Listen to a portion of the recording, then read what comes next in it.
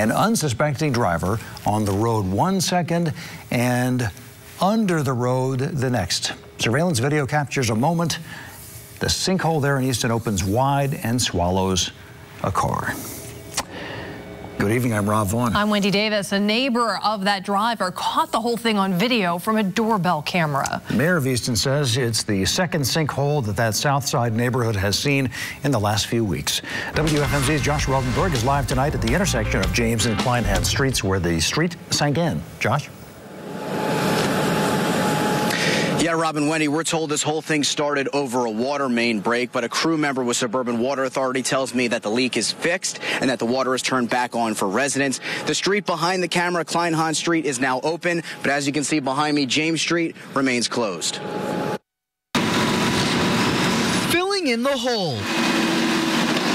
Easton city workers spent the night Monday repairing a sinkhole that opened up and nearly swallowed an SUV on James Street in the early afternoon.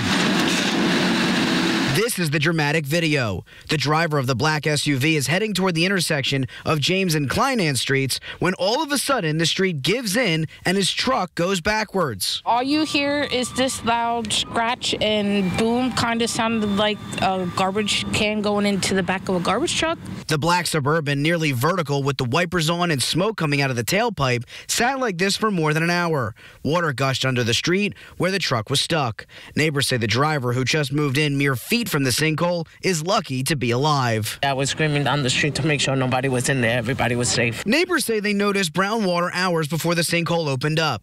Easton Mayor Sal Panto says a water main break caused the sinkhole, the second one in the last few weeks. Damari Flores has lived on James Street for 10 years. When these houses were built, they said they were built on sinkholes, so that's not very, that's why the insurance for these houses in this area is a little higher than anywhere else. So we kind of aware of the sinkholes, but we never expected something like this. Flores and other neighbors were scared for the driver, but they're glad he made it out safely and that his children weren't in the car when this happened. Now, before crews left here tonight, they did end up patching up the street. I'm told that they will be back out here tomorrow morning to finish working on the road. But I thought I would tell you that we did indeed meet the driver tonight whose SUV did go in the sinkhole. He didn't want to go on camera. He was admittedly shaken up, but he tells me that he actually just moved to Kleinhans Street on Saturday. He said he went to the hospital earlier and he sustained a back and shoulder injury. But the most important thing, he's lucky to be alive. Live in Easton, Josh Rotenberg, 69 News.